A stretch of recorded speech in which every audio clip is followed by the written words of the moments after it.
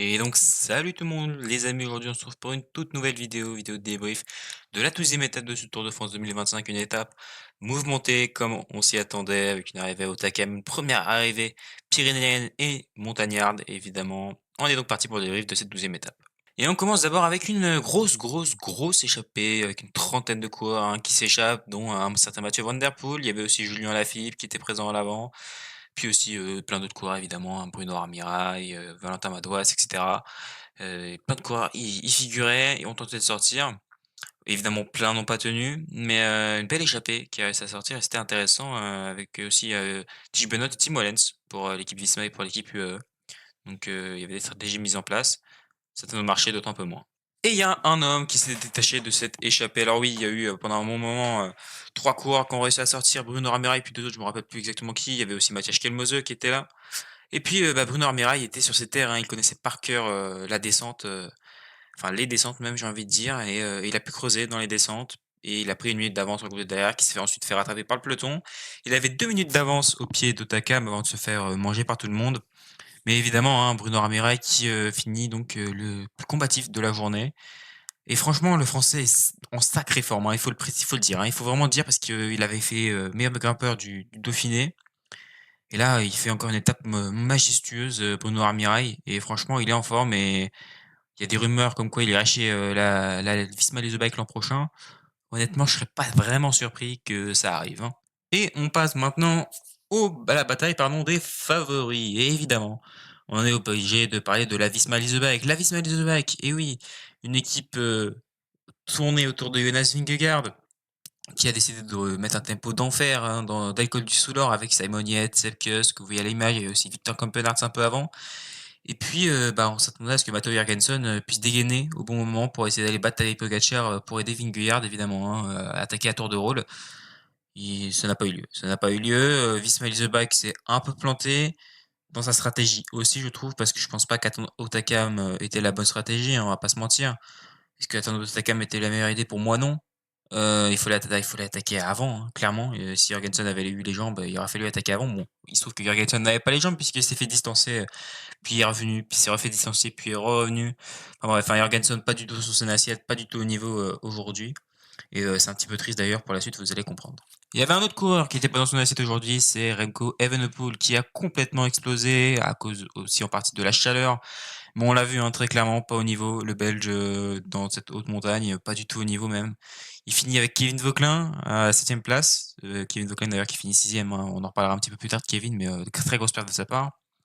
Mais ouais, il finit pas du tout là où il doit être, hein. Remco Evenepoel doit être au moins 3e de l'étape aujourd'hui, si ce n'est 2e au vu des performances de Jonas Vingegaard. On va y venir d'ailleurs. Mais avant ça, on va d'abord parler évidemment de Kevin Vauquelin, le Français qui finit 6e de l'étape et qui, je crois, est 5e au classement général. Waouh! Quelle étape de Kevin Vauquelin, quelle étape du Français, franchement il s'est battu. Son équipe l'a aidé aussi et là, comme il l'a dit un petit peu d'ailleurs après la course, voilà, Arkea est capable de faire des choses. Et tout ça pour dire aux sponsors que, il faut rester, mais qu'il faut aussi peut-être un peu plus d'argent pour pouvoir aider un peu plus l'équipe parce que c'est vrai, bon, que les vélos sur lesquels ils roulent, c'est pas tip top non plus. Donc non, voilà, un Kevin Vauquelin monstrueux, franchement, je pensais pas qu'il serait capable de faire ça. Pour moi, il perdait son top 10, sur cette étape. Finalement, ça n'a pas eu lieu et tant mieux. Franchement, Kevin Vauquelin, très impressionnant et je pense que maintenant, il est capable d'aller peut-être chercher le top 10, même si je pense qu'en 3e semaine, ça va être un petit peu compliqué pour le Français. Et on passe à l'attaque de Tadej Pogacar et c'est là qu'on va un petit peu parler de Jonas Vingegaard, de tout ce qui s'est passé dans le final, dans cette montée vers Hautacam, dans ce col d'Hautacam, un col évidemment très, très dur, répertorié hors catégorie et Tadej Pogacar est, on le rappelle, emmené par Jonathan Narvaez à ce moment-là, qui met un énorme coup de punch. Et je vais pas vous mentir que quand il accélère et que Vingegaard est déjà un petit peu en difficulté, je me dis bon bah voilà, c'est terminé, fin du match. Et quand Pogacar démarre, Vingegaard n'essaie même pas de suivre et c'est un petit peu ça que j'ai trouvé dommage. Au début, il réussit plutôt bien à amortir le choc, mais derrière, explosion, hein, clairement. Pogacar creuse jusqu'au sommet. Et non, Vingegaard vraiment en dessous, vraiment en dessous. Il creuse juste au sommet et s'impose, hein, plus de 2 minutes d'avance sur, le second Jonas Vingegaard qui finit donc à 2 minutes 10 et bon voilà, Pogacar a gagné malgré la chute. Certains avaient des doutes sur Pogacar par rapport à sa chute, la veille, mais j'avais pas trop de doutes là-dessus. Je pensais plutôt que Vingegaard serait capable de le battre, mais c'est pas du tout le cas. On va pas parler énormément de Pogacar, hein, de toute façon, voilà, le tour est probablement plié à l'heure actuelle, mais c'est comme ça, c'est le jeu. Mais non, je voulais parler de Jonas Vingegaard qui, pour moi, n'est pas du tout à un niveau, qu'a de il est pas au niveau. Il est juste pas au niveau. Je vais m'expliquer. C'est pas que Pogacar est trop fort, c'est que Jonas Vingegaard n'est pas au niveau pour une et simple et bonne raison. Aujourd'hui, Jonas Vingegaard finit à 2 minutes 10 de Tadej Pogacar. Derrière lui, troisième place, très impressionnant d'ailleurs, le jeune Allemand de la formation Red Bull Bora, Florian Lipowitz. Il finit à 2 minutes 23. Il y a donc 13 secondes d'écart entre Jonas Vingegaard et Florian Lipowitz. Est-ce que vous trouvez ça normal, vous? Personnellement, non. Je pense que, eh bien, tout simplement, Jonas Vingegaard, depuis sa chute sur le Tour du Pays Basque en 2024, n'a jamais réellement retrouvé son niveau. Voilà. Alors oui, c'est vrai que l'an dernier, il fait une performance XXL quand même sur le Tour après ce qui lui est arrivé. Mais cette année, encore une fois, il est tombé en début de saison, il a eu une commotion cérébrale, je crois. Donc est-ce que ça n'a pas arrangé les choses aussi? Peut-être que oui. Mais non, Jonas Vingegaard n'a pas de niveau, pour gagner le Tour de France, il faut être honnête, hein, il y a même pas d'espoir, une once d'espoir. Il est loin, très loin même, du niveau de Tadej Pogacar. Pogacar est au-dessus, il y a même pas une once de débat, hein, j'avais un petit peu espoir sur l'étape de Wallon qu'on avait pu voir parce qu'on voyait que Vingegaard était capable de suivre les accélérations de Pogacar, mais là aujourd'hui, on voit clairement que le Danois n'est pas au niveau. Je pense que d'ailleurs Visma va renoncer, hein, à essayer de gagner le Tour de France cette année et va se concentrer sur, plutôt, eh bien, une deuxième place parce qu'il y a du monde derrière lui, hein. Il y a du monde derrière Vingegaard. Il faut pas croire que la deuxième place est acquise pour Jonas Vingegaard. Quand je vois l'étape de Lipovic aujourd'hui, franchement Lipovic se fait un peu plus confiance, n'attend pas Primož Roglič sur certaines actions et cetera, essaie de la jouer solo. Je pense qu'il peut faire, bien mieux que ça et peut-être même battre Vingegaard aujourd'hui, je parle vraiment très sérieusement.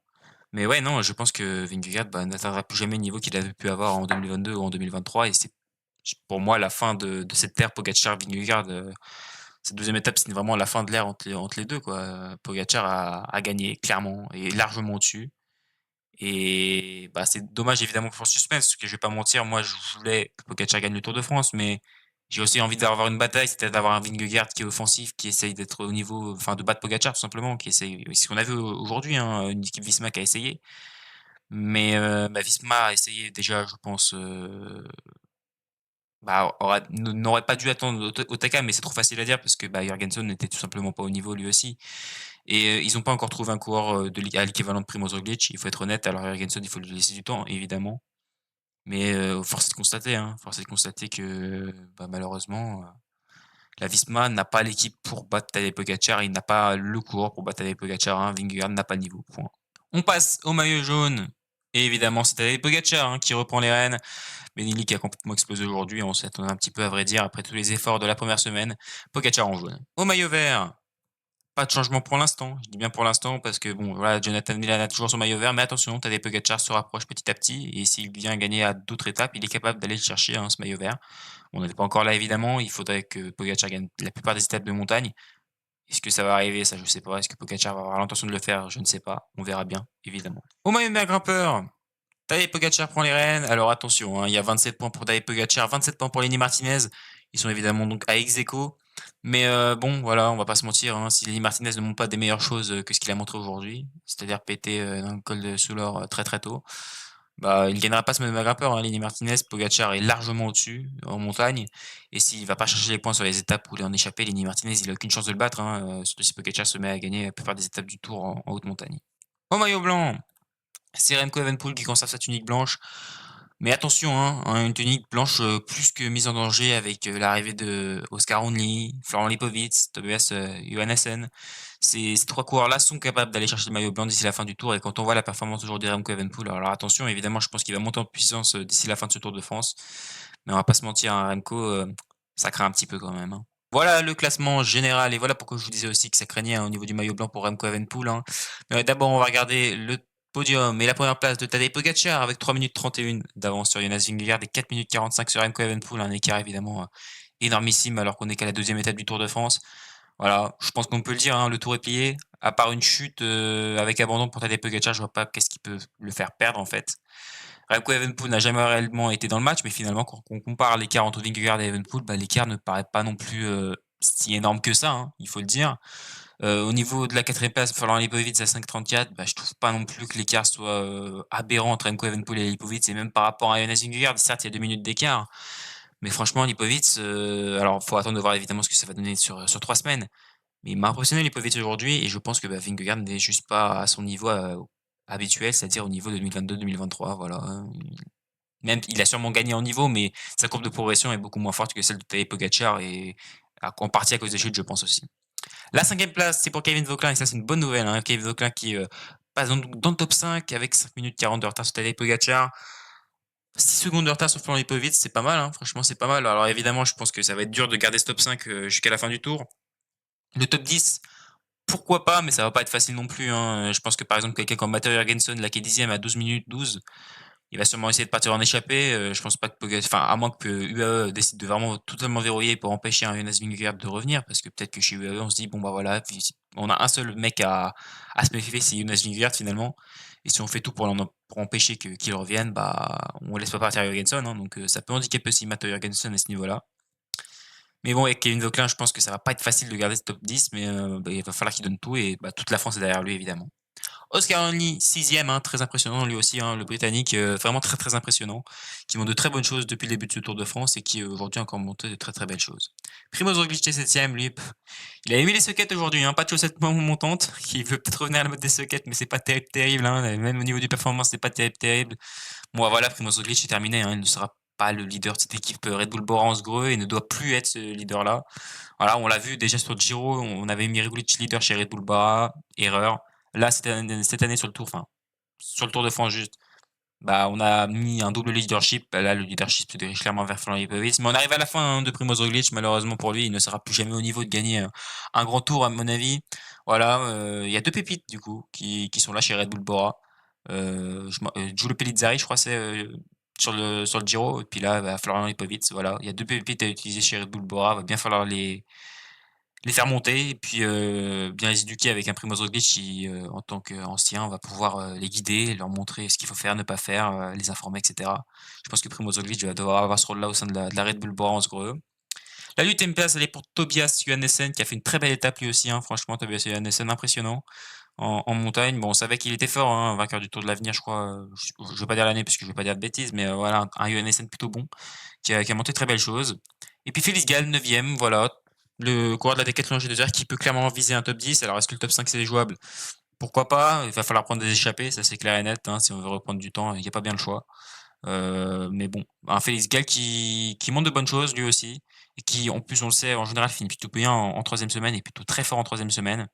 Donc je pense que Félix Gall d'ici là devrait être à un très, très bon niveau. Voilà pour le top 10 de ce classement général et ben, on va passer au pari, au prono pour, l'étape, la 13e étape et c'est un chrono avec une arrivée à l'altiport de Peyragudes, une arrivée quand même assez dure, hein, il faut le dire.